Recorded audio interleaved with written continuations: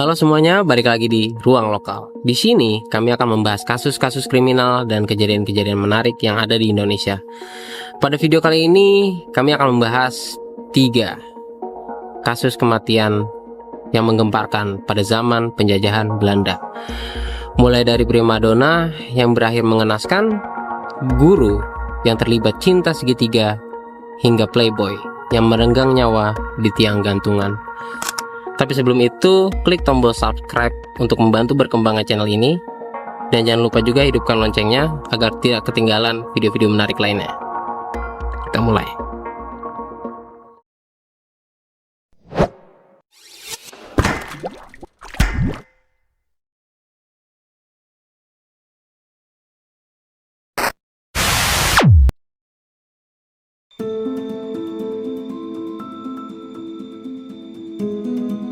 Pada awal abad ke-20 di Batavia, ada seorang wanita yang namanya menjadi buah bibir, Finche de Phoenix. Seorang wanita cantik, misterius, digilai banyak pria, bahkan sampai pejabat-pejabat Hindia Belanda. Tapi sayangnya kisahnya tidak berakhir dengan cinta, melainkan berakhir dengan kematian yang tragis dan penuh misteri. Finche adalah seorang Indo-Eropa yang bekerja sebagai pekerja seks komersil atau PSK kelas atas di sebuah rumah bordil di kawasan Senen milik seorang pria bernama Umar Ompong. Kulitnya putih, rambutnya panjang berombak. Ia tak hanya menjual tubuh, tapi juga menjual mimpi dan fantasi. Banyak pria jatuh hati, tapi salah satu dari mereka jatuh terlalu dalam.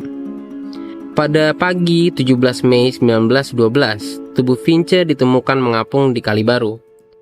Lehernya tampak memar, seperti dicekik hingga tewas. Siapa yang tega membunuh sang primadona Batavia? Kecurigaan jatuh pada seorang pria Belanda bernama Meneer Brinkman. Ia diketahui sering mengunjungi Finche. Sayangnya, cinta Brinkman bertepuk sebelah tangan, lantaran Finche menolak menjadi selirnya. Dan itulah yang memicu api cemburu. Tak berani bertindak sendiri, Brinkman menyewa pembunuh bayaran. Seorang pria bernama Pak Silun dan 2 anak buahnya ditugaskan untuk menghabisi Finche. Mereka menyeretnya, mencekiknya, lalu membuang jasadnya ke kali. Singkat cerita, Brinkman akhirnya ditarik menuju kursi pengadilan. Di dalam pengadilan, Brinkman dengan sombongnya membela diri. Dia berkata, "Saya orang Belanda tulen, tidak mungkin dihukum karena membunuh PSK Indo yang hina." Tapi sayangnya hukum berkata lain. Brinkman akhirnya dihukum dan dijatuhi hukuman mati pada masa itu. Namun sebelum hukuman dijalankan, Brinkman memilih jalan pengecut. Ia bunuh diri di dalam sel, mengakhiri kisah berdarah ini dengan kematian yang ia pilih. Kasus Finche de Phoenix mengguncang Batavia tak hanya karena pembunuhannya, tapi karena liputan sensasional dari media masa itu. Finche de Phoenix bukan sekedar korban, ia adalah simbol dari dunia gelap kolonialisme, cinta yang penuh hasrat, dan kekuasaan yang merenggut nyawa. Kisahnya masih hidup dalam bayang-bayang sejarah kota Jakarta.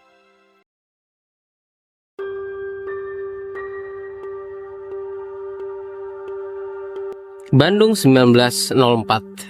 Di sebuah kota yang mulai berkembang di bawah kekuasaan Hindia Belanda, terdapat kisah cinta tragis yang berakhir dengan kematian.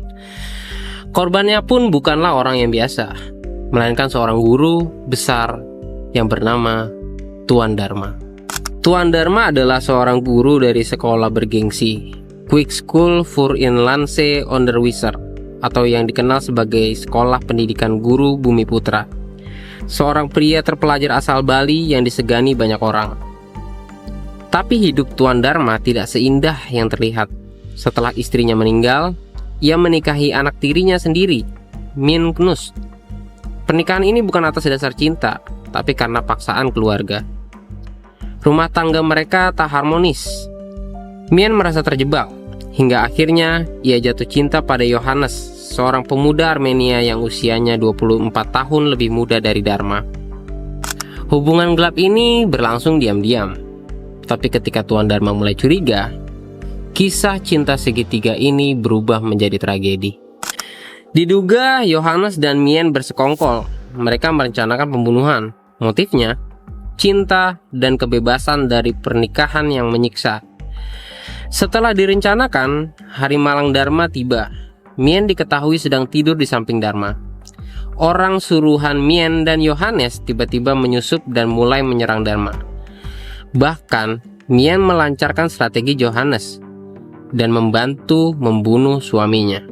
Kemudian, Dharma dilaporkan tewas tertebas kepalanya pada tanggal 3 April 1904 di kediamannya di Bandung.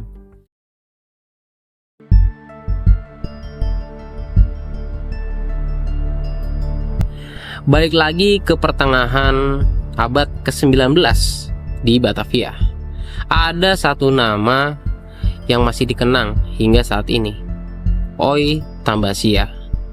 Dia bukan bangsawan, bukan juga pejabat, tapi kelakuannya bikin heboh seisi Batavia. Oi Tambasia, seorang playboy kaya raya berdarah Tionghoa, anak dari Taipan Tembakau, hidupnya penuh mewah, pesta, dan wanita. Namanya jadi legenda bukan karena prestasi, tapi karena reputasinya sebagai penjahat kelamin. Oi dikenal suka mengganggu gadis muda, bahkan istri orang pun tak luput dari rayuannya. Kalau ada pria yang berani bersaing memperebutkan wanita dengannya, Oi tak segan menyiksa mereka. Salah satu cerita yang paling menghebohkan adalah ketika Oi jatuh cinta dengan seorang wanita bernama Ajeng Gunjing.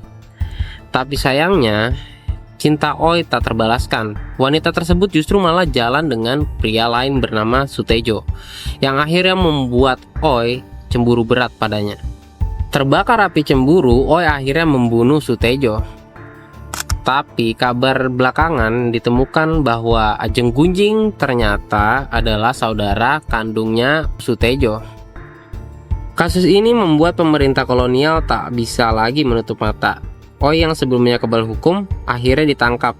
Ia juga diduga terlibat dalam pembunuhan pelayannya sendiri untuk menjebak saingannya, Lim Su Keng Xia.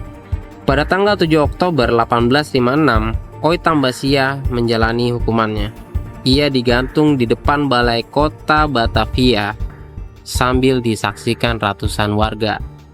Dari kemewahan ke kehinaan, kisah Oi Tambasia mengajarkan kita bahwa uang dan kekuasaan tak bisa menyelamatkan diri dari keadilan. Nama Oi Tambasia tetap hidup, bukan sebagai pahlawan, tapi sebagai legenda gelap Batavia. Kisahnya terus diceritakan dari generasi ke generasi tentang cinta, nafsu yang berakhir dengan kehancuran.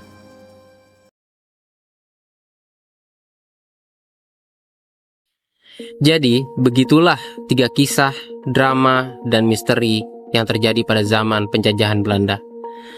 Kalau kamu suka dengan video ini, jangan ragu untuk like dan share ke teman-teman kalian.